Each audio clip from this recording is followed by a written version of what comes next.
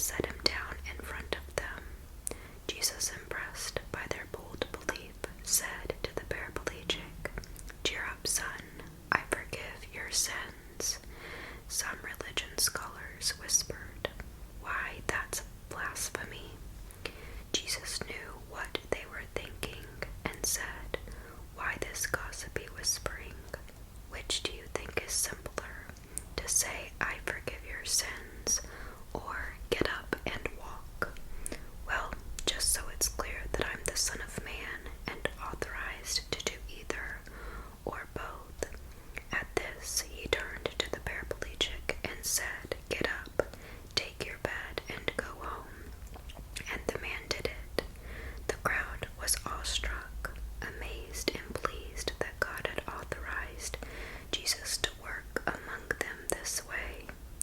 Passing along, Jesus saw a man at his work collecting taxes. His name was Matthew. Jesus said, "Come along with me." Matthew stood up and followed him. Later, when Jesus was eating supper at Matthew's house with his close followers, a lot of disreputable characters came in and joined them. When the Pharisees saw him keeping this kind of company, they had a fit and lit into Jesus' followers. "What kind of example is this from your teacher? Acting cozy with crooks and riffraff." Jesus, overhearing, shot back, "Who needs a doctor? The healthy or the sick? Go figure out what this scripture means. I'm after mercy, not religion. I'm here to invite outsiders, not coddle insiders." A little later, John's followers approached, asking, "Why is it that we and the Pharisees rigorously discipline body and spirit by fasting, but your followers don't?" Jesus told them, "When you're celebrating a wedding, you don't skimp on the cake and wine, you feast. Later you may need to pull in your belt, but not now. No one throws cold water on a friendly bonfire. This is kingdom come." He went on, "No one cuts up a fine silk scarf to patch old work clothes. You want fabrics that match, and you don't put your wine in cracked bottles." As he finished saying this, a local official appeared, bowed politely, and said, "My daughter has just now died. If you come and touch her, she will live." Jesus got up and went with him, his disciples following along. Just then, a woman who had hemorrhaged for 12 years slipped in from behind and lightly touched his robe. She was thinking to herself, "If I can just put a finger on his robe, I'll get well." Jesus turned, caught her at it, then he reassured her, "Courage, daughter, you took a risk of faith, and now you're well." The woman was well from then on. By now they had arrived at the house of the town official and pushed their way through the gossips looking for a story, and the neighbors bringing in casseroles. Jesus was abrupt. "Clear out. This girl isn't dead. She is sleeping." They told him he didn't know what he was talking about. But when Jesus had gotten rid of the crowd, he went in, took the girl's hand, and pulled her to her feet alive. The news was soon out and traveled throughout the region. As Jesus left the house, he was followed by 2 blind men crying out, "Mercy, Son of David, mercy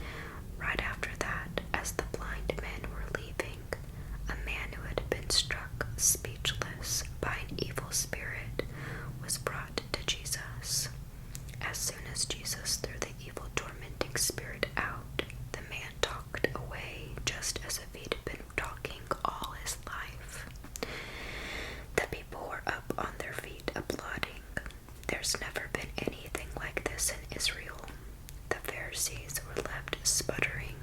Hocus pocus. It's nothing but hocus pocus. He's probably made a pact with the devil. Then Jesus made a circuit of all the towns and villages. He taught in their meeting places, reported kingdom news, and healed their diseased bodies, healed their bruised and hurt lives. When he looked out over the crowds, his heart broke. So confused and aimless they were, like sheep with no shepherd. What a huge harvest! He said to his disciples, "How few workers! On your knees and pray for harvest hands." Chapter 10. The prayer was no sooner prayed than it was answered. Jesus called 12 of his followers and sent them into the ripe fields. He gave them power to kick out the evil spirits and to tenderly care for the bruised and hurt lives.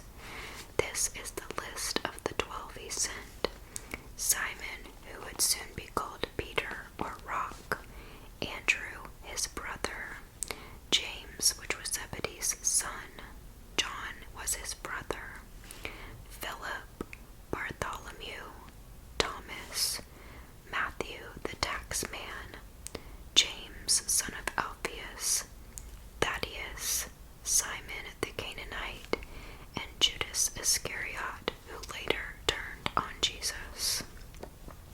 Jesus sent his 12 harvest hands out with his charge. Don't begin by traveling to some far-off place to convert unbelievers, and don't try to be dramatic by tackling some public enemy.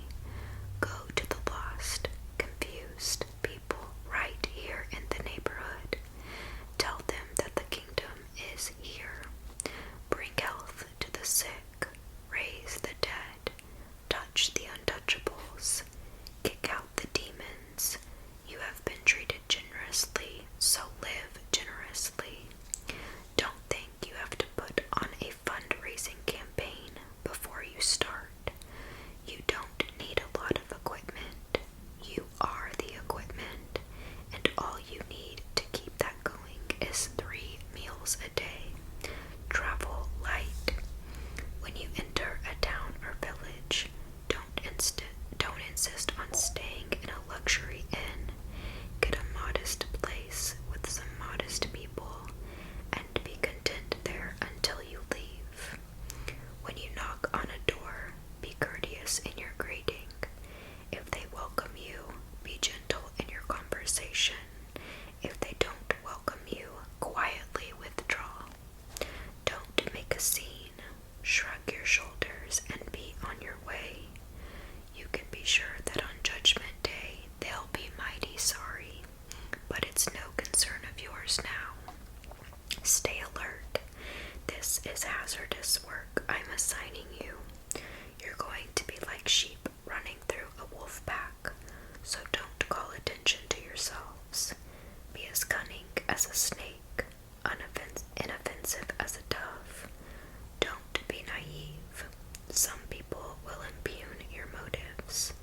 Others will smear your reputation just because you believe in me.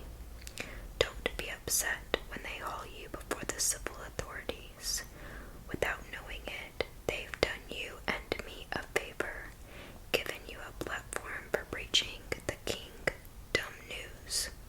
And don't worry about what you'll say or how you'll say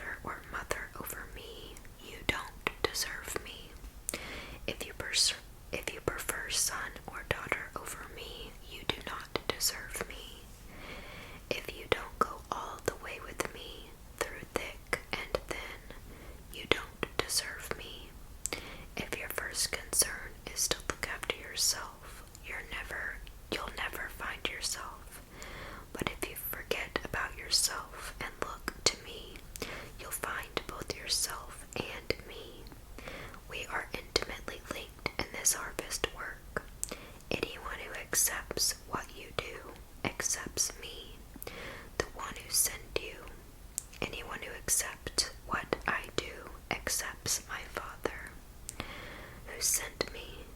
Accepting a messenger of God is as good as being God's messenger. Accepting someone's help is as good as giving someone help. This is a large work I've called you into, but don't be overwhelmed by it. It's best to start small. Give a cool cup of water to someone who is thirsty.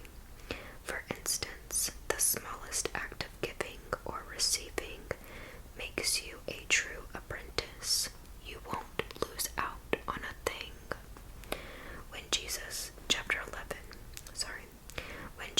finished placing this charge before his 12 disciples, he went on to teach and preach in their villages. John, meanwhile, had been locked up in prison. When he got wind of what Jesus was doing, he sent his own disciples to ask, "Are you the one we've been expecting, or are we still waiting?" Jesus told them, "Go back and tell John what's going on. The blind see, the lame walk, lepers are cleansed, the deaf hear, the dead are raised, the wretched of the earth learn that God is on their side." Is this what you were expecting? Then count yourselves most blessed. When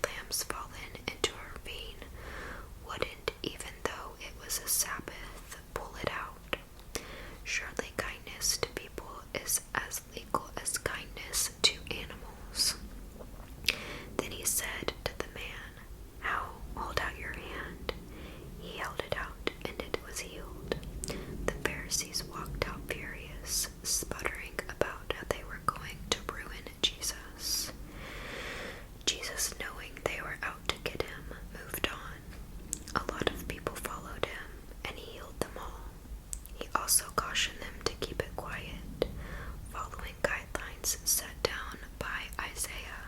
Look well at my hand-picked servant. I love him so much. Take such delight in him. I've placed my spirit on him. He'll decree justice to the nations. But he won't yell, won't raise his voice. There'll be no commotion in the streets. He won't walk over anyone's feelings, won't push you into a corner. Before you know it, his justice will triumph. The mere sound of his name will signal hope, even among far-off non-believers. Next, a poor demon-afflicted wretch, both blind and deaf, was set down before him. Jesus healed him, gave him sight and hearing. The people who saw it were impressed. This has to be the Son of God. But the Pharisees, when they heard the report, were cynical. Black magic, they said.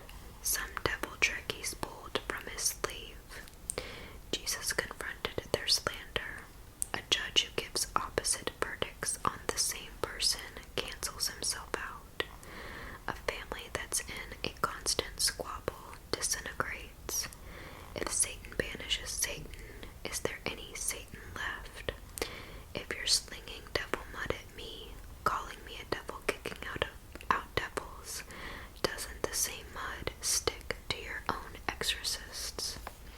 But if it's by God's power that I am sending the evil spirits packing, then God's kingdom is here for sure. How in the world do you think it's possible in broad daylight to enter the house of an awake, able-bodied man and walk off with his possessions unless you tie him up first? Tie him up, though, and you can clean him out. This is war, and there is no neutral ground. If you're not on my side, you're the enemy. If you're not helping, you're making things worse. There's nothing done or said that can't be forgiven.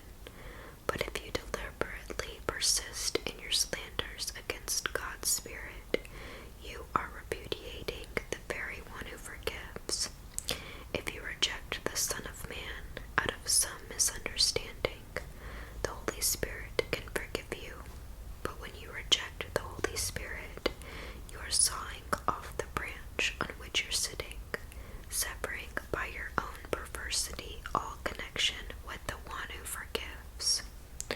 If you grow a healthy tree, you'll pick healthy fruit. If you grow a deceased tree, you'll pick worm-eaten fruit. The fruit tells you about the tree. You have minds like a snake pit. How do you suppose what you say is worth anything when you are so foul-minded? It's your heart, not the dictionary, that gives meaning to your words. A good person produces good deeds and words season after season. An evil person is a blight on the deeds and words. An evil person is a blight on the orchard. Let me tell you something. Every one of these careless words is going to come back to haunt you. There will be a time of reckoning. Words are powerful. Take them seriously. Words can be your salvation. Words can also be your damnation. Later, a few religion scholars and Pharisees got on him. Teacher, we want to see your credentials. Give us some hard evidence that God is in this. How about a miracle? Jesus said, you're looking for proof, but you're looking for the wrong kind. All you want is something to titillate your curiosity, satisfy your lust for miracles. The only proof you're going to get is what looks like the absence of proof. Jonah evidence. Like Jonah 3 days and nights in the fish's belly, the Son of Man will be gone 3 days and nights in a deep grave. On Judgment Day, the Ninevites will stand up and give evidence that will condemn this generation. Because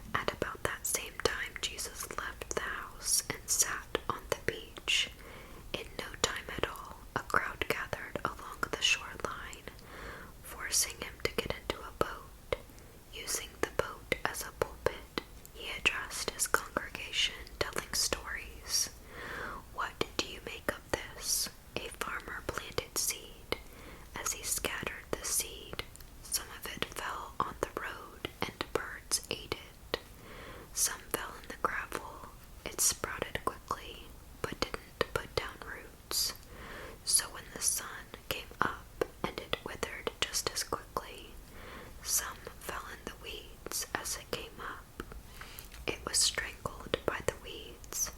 Some fell on good earth and produced a harvest beyond his wildest dreams. Are you willing to do this? Really listening? The disciples came up and asked, "Why do you tell stories?" He replied, "You've been given insight into God's kingdom. You know how it works. Not everybody has this gift, this insight. It hasn't been given to them. Whenever someone has a ready heart for this, the insights and understandings flow freely. But if there is no readiness, any trace of receptivity soon disappears. That's why I tell stories, to create readiness, to nudge the people toward the receptive insight. In their present state, they can stare till doomsday and not see it. Listen till they're blue in the face and not get it. I don't want Isaiah's forecast repeated all over again. Your ears are open, but you don't hear a thing. Your eyes are awake, but you don't see a thing. The people are blockheads. They stick their fingers in their ears so they won't have to listen. They screw their eyes shut so they won't have to look, so they won't have to deal with me face to face and let me heal them. But you have God-blessed eyes, eyes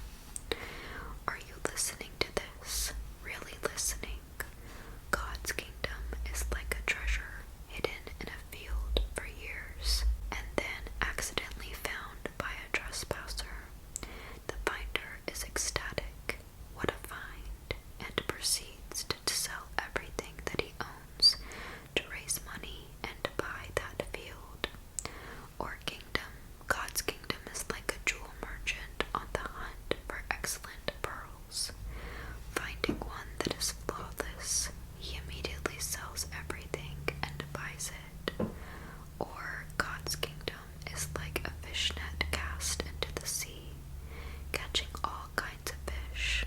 When it is full, it is hauled onto the beach. The good fish are picked out and put in a tub. Those unfit to eat are thrown away. That's how it will be when the curtain comes down on history. The angels will come and cool the bad fish and throw them in the garbage. There will be a lot of desperate complaining, but it won't do any good. Jesus asked, "Are you starting to get a handle on all of this?" They answered, "Yes." He said, "Then you see how every student well trained in God's kingdom is like the owner of a general store who can put his hands on anything you need, old or new, when you need it." When Jesus finished telling the stories, he left there, returned to his hometown, and gave a lecture in the meeting house. He made a real hit, impressing everyone. "We had no idea he was this good," they said. "How did he get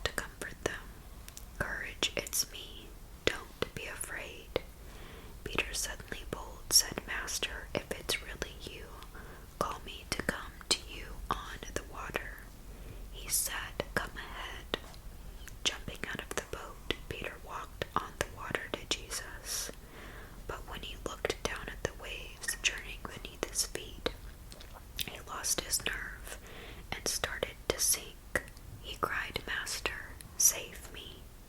Jesus didn't hesitate. He reached down and grabbed his hand. Then he said, "Faint heart, what got into you?" The two of them climbed into the boat, and the wind died down.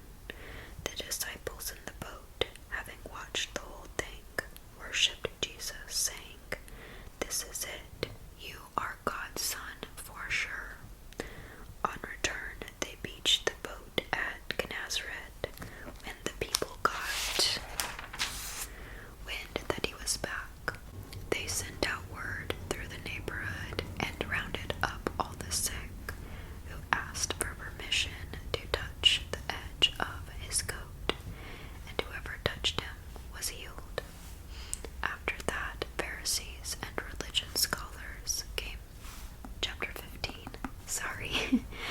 After that, Pharisees and religion scholars came to Jesus all the way from Jerusalem, criticizing, why do your disciples play fast and loose with the rules?" But Jesus put it right back on them. Why do you use your rules to play fast and loose with God's commands? God clearly says, "Respect your father and mother," and anyone denouncing father or mother should be killed. But you weasel around that by saying, "Whoever wants to can say to father and mother, 'What I owed to you I've given to God.' That can hardly be called respecting a parent. You can cancel God's commands by your rules. Frauds. Isaiah's prophecy of you hit the bullseye. These people make a big show of saying the right thing, but their heart isn't in it. They act like they're worshiping me, but they don't mean it. They just use me as a cover for teaching whatever suits their fancy." He then called the crowd together and said, "Listen and take this to heart. It's not what you swallow that pollutes your life, but what you vomit up." Later his disciples came and told him, "Did you know how upset the Pharisees were when they heard what you said?" Jesus shrugged it off. "Every tree that wasn't planted by my Father in heaven will be pulled up to its root or by its roots. Forget them. They are blind men leading blind men. When a blind man leads a blind man, they both end up in the ditch." Peter said, "I don't get it. Put it in plain language." Jesus replied, "You too, are you being willfully stupid? Don't you know that anything that is swallowed works its way through the intestines and is finally defecated? But what comes out of the mouth gets its start in the heart. It's from the heart that we vomit up evil arguments, murders, adulteries, fornications, thefts, lies, and cussing. That's what pollutes. Eating or not eating certain foods, washing or not washing your hands, that's neither here nor there." From there Jesus took a trip to Tyre and Sidon. They had hardly arrived when a Canaanite woman came down them from the hills and pleaded, "Mercy, Master, Son of David. My daughter is cruelly afflicted by an evil spirit." Jesus ignored her. The disciples came and complained, "Now she's bothering us. Would you please take care of her? She is driving us crazy." Jesus refused, telling them, "I've got my hands full dealing with the lost sheep of Israel." Then the woman came back to Jesus, went to her knees and begged, "Master, help me."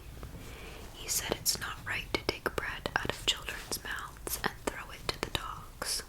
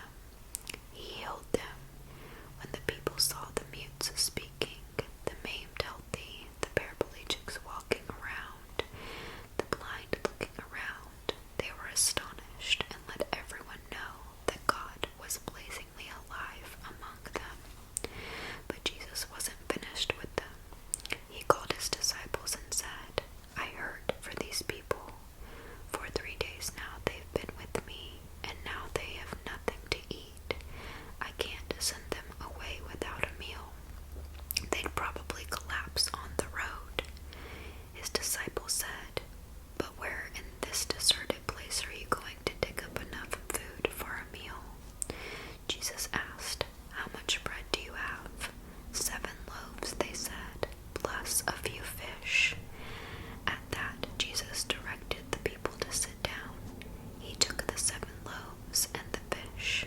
After giving thanks, he divided it up and gave it to the people. Everyone ate. They had all they wanted. It took 7 large baskets to collect the leftovers. Over 4,000 people ate their fill at that meal.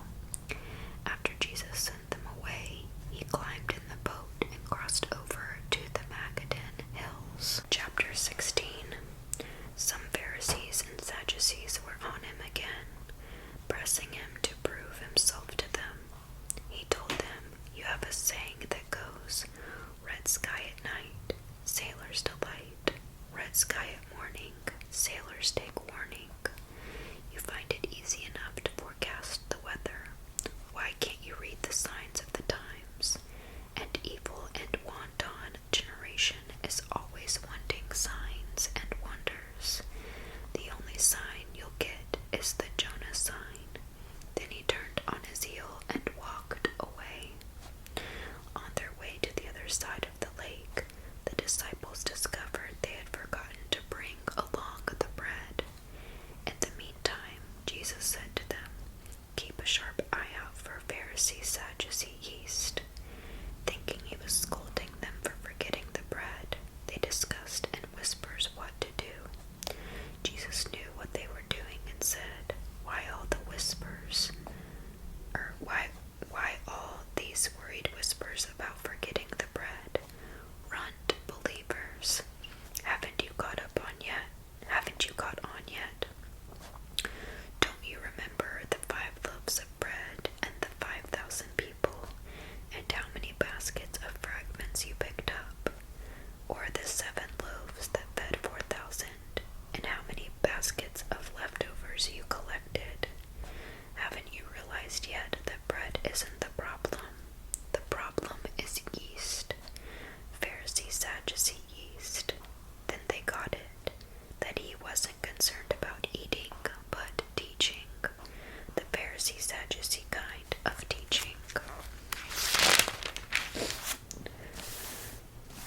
When Jesus arrived in the village of Caesarea Philippi, he asked his disciples, "What are people saying about who the Son of Man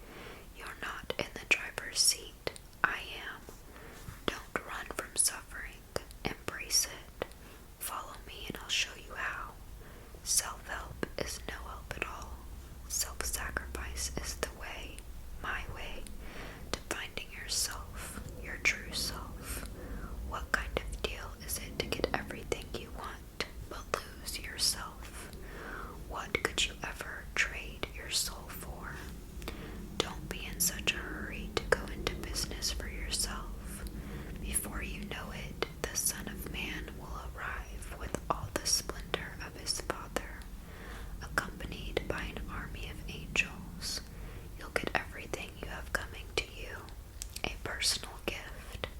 This isn't pie in the sky, by and by.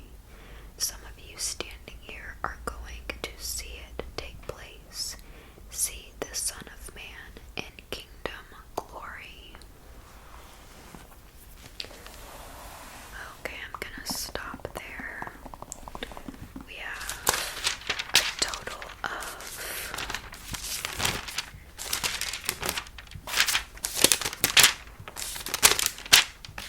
28 chapters in Matthew. So I am probably gonna have to do maybe 2 more sections of Matthew. But I absolutely love this book. I think it's so incredible to really understand what Jesus did during his time on earth and what he did with his disciples and the amount of people that he healed in the process. And it just helps you understand God's love for us and how he sent his son to save us of our sins and to help us see that he is the way, the only way, and that the earthly things of this world will not give us what